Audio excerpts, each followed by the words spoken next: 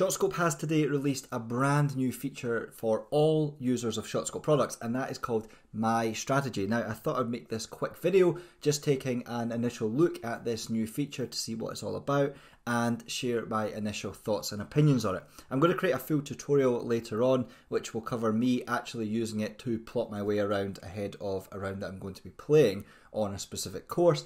But in this video I thought I would just take you on a quick tour of this new feature. Now, in case you're not aware of what it is, it basically allows users of ShotScope products to log into the ShotScope dashboard either via the mobile app or via their web browser like I'm in just now, and look at one of the 36,000 golf courses mapped on the ShotScope database, and then basically plot your way around before you play that golf course using information based on how other golfers have played the course if they're ShotScope users, and how your general performance statistics can help you to play the round more effectively. You can also capture notes and things like that, which you can then view on the golf course when you're playing that course using the mobile app. So I've logged into the ShotScope dashboard here, and I'm just going to click on MyStrategy from the very top here. And then what you have to do is you have to find the golf course that you're wanting to build a strategy for. Now, your other strategies will appear in here once you have created one, but I'm going to look in here for Glen Eagles, and you'll see there's lots of Glen Eagles courses across the world. Let's just go for the one here in Scotland, which is the Glen Eagles Kings course. So you then get a little preview map from Google's Maps, which most people are used to with ShotScope devices using, and you can choose your tees. So I'm going to say we're going to play from the white tees, and then you'll get taken to this page here. Now, you can read through this little tutorial they give you here. I'm just going to skip this by clicking close, and I'm going to jump right in and take a closer look. So the first thing is left hand side, statistics and notes.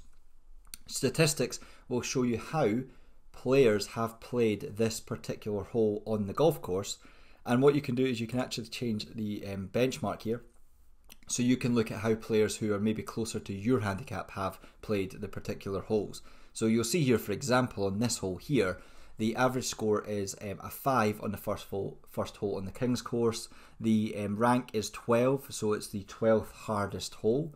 You can see the average score from the users here, but then you can see basically what the average score is if users have missed left, hit the fairway, or missed right. And interestingly, for this hole, based on all handicap groups, users who have missed right or missed left have actually had a lower average score, unbelievably, than a player who has hit the fairway. But anyway, you can then see what the approach data is like. So on average, all handicappers, vast majority of them are coming up short or finding the green. So very few players actually go long, which is a common thing in golf anyway.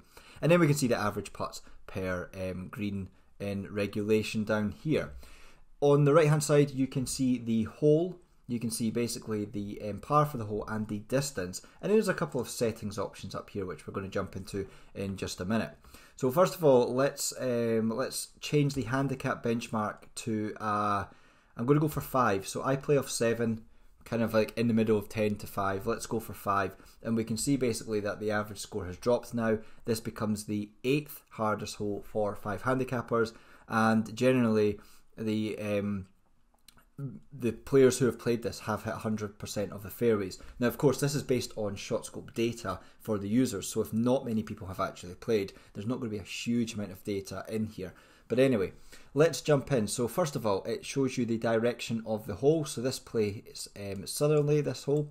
This is the tee box. You can move this around if you need to, but it picks basically where the default tee should be. But for this particular hole at Glen Eagles, the tee box is quite big. So let's just move it to the back. Then we're using the same method of navigating this map as we use if we're doing editing of our round. You can basically zoom in and out using the roller wheel on your mouse, and you can click and drag when the hand appears to move around. So this is basically saying that from here to this point on the fairway, it's 187 yards, and then we can see from here to the pin in the centre of the green is about 170. So if you've never played this hole before, or even this course, using this is really useful because you can look straight away and see, okay, what is the shape of the course like? What is the shape of this hole like? So we know that we're wanting to land somewhere around about here. There are a couple of bunkers to the right, there's a couple of bushes and thick rough here, and then there are 3 on the left hand side. Now, what we can do from here is we can click on this little add club button, and then we're able to now have a look at our clubs. This is based on active clubs, but if you've got other clubs which aren't currently active, you can toggle this off and see all of your clubs. But I'm going to go for active clubs, and at the moment it's based on the data ShotScope has about you, the user, but you'll see soon anybody, even if you're not tracking performance data using a device, so you might just have the ShotScope G5 for example, you'll be able to actually input your own data into here, and then you'll be able to select it. But I'm going to go, for example, 7-iron off of the tee.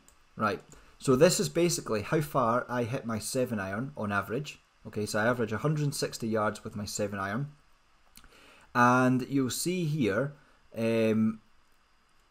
basically this is telling me that that's going to leave 196 yards from here. So it's quite a long second shot in. And it's telling me the average from this position would be 4 strokes if I was to play my 7-iron to here. So instead what I'm going to do is I'm going to change this, and I'm going to say my average distance with my driver is 250 and the dispersion is 50 yards, so I'm going to go for my driver. And now you'll see that it's saying that if I took my driver, I'm generally going to clear all of these bunkers if I hit it based on my average. And then what I can do is I can move this around so we could find maybe a more specific area. And what this is helping me do is if I'm on this tee, I can work out where to hit. So I know that I could take the driver and hopefully find this narrow area, and then it's only going to take on average 3.5 strokes from that second shot to finish out. I also can look at this and say, well, 25% of the players of the similar handicap have come up short, so I may want to consider taking a longer or an extra club for this approach, which is 107 yards from here. The other thing that looks to be really good is you can go into settings and you can turn on elevation. Now I'm not sure how elevation is actually calculated by ShotScope, if I'm honest, based on these maps, but you'll see it says plays like 109 yards when it's actually 110. So this one from memory, when I've played this course once, I think it's quite steep playing up to here. But anyway, it's giving you that bit of information so you can work it out. This would be an interesting thing to check against my home course actually, to see roughly how accurate elevation changes are.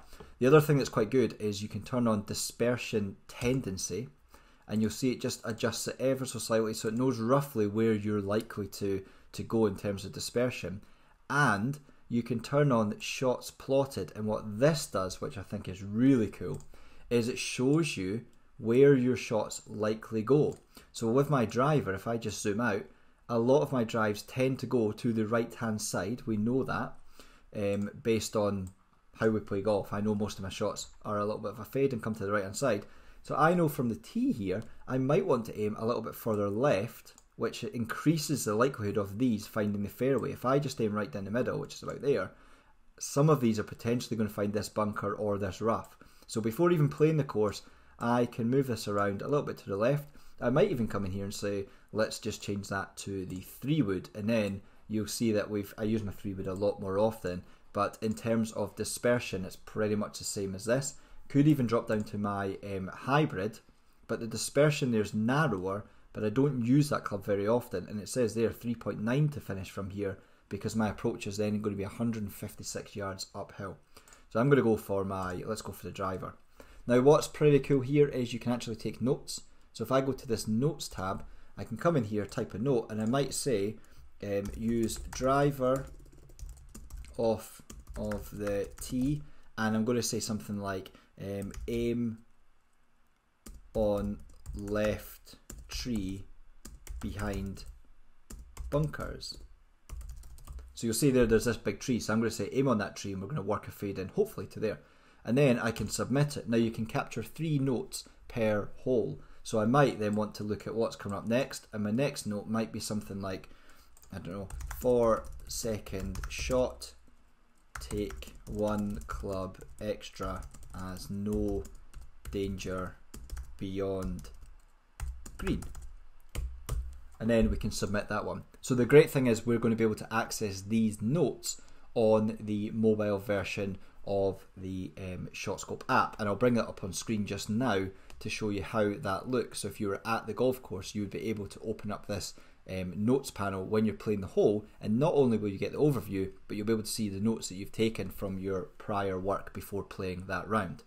At this point as well, you'll see there is also a weather option here. So you can go into here and you can add wind conditions, and then you can set a value in here for your wind. So I'm going to say that there's going to be a southerly wind of 10 miles an hour, and then you'll see if that wind is into our face, this dramatically changes. So from here, based on the kind of general calculations for playing golf in the wind at 10 miles an hour, it thinks that I'm going to come up quite a bit shorter here.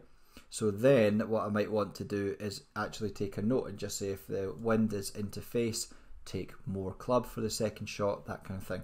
So you can adjust this. If the wind is coming off of, let's say, this side, then you'll see it adjusts it slightly, but you obviously have to take into account if the wind's coming across you and I'm hitting a fade, then that hopefully will help me, obviously, if it's coming from the right hand side. So lots you can do with the weather, and you can turn this off if you need to, so we'll just put that back off. And then also within settings, you'll see that you can turn off the layers for distances. So these come up for the holes and measure target. So far I'm really impressed. Let's hit save, and we're now going to go to the next hole. So you can jump here to different holes, and I'm going to go through and look at what, based on the statistics, is the hardest hole. So that's this one here. So again, from here, this one would be a good one to see what club would be best to use off of the tee. So I'm going to go for add club. Let's just start with the driver. So you'll see here with the driver, we are leaving 250 yards in. We're hitting 250 yards to here, and we're leaving about 200 yards. So I might stand on that tee and think, well, I could probably take on this line and maybe cut the corner. But then from this view, I can see that that's not going to be something I can achieve. And the likelihood is I might find this area here. So I could change this to something like a 3-wood. And then if I just go into settings, I'm just going to turn some of these things off to make it a bit easier to see. Then based on my dispersion, I can move this and pick where would be best to land. So the vast majority of my 3-woods are going to cover these two bunkers and find the fairway if I make sure that the line I take is off of, and I'm going to look for something in the distance, or even from here, if I can see this right hand bunker, I'm going to basically take the ball just, I would say, on the left of it to find this point here. And it could be that from here the driver is actually a more sensible play, because when we put these options back on, we can get a little bit closer to the green, because the 3-wood versus my driver there is a difference of about 15 yards, which is going to be between hitting maybe a 5-iron and hitting my 3 hybrid in this situation. So even from here we can see some extra information about how others have played the course. Because I don't think many people of a 5 handicap and below to 0 have been playing this, I'm going to go for all, and then we can start getting an idea. So again, this is one where a lot of people seem to be missing the green, in particular on this hole, probably because it's quite a long approach at maybe 200 yards for most players, maybe even more. So it shows taking an extra club. And again, with this view here, we can see behind the green there's quite a lot of bare areas here, even the next tee, whereas all of the danger looks to be at the front or outright.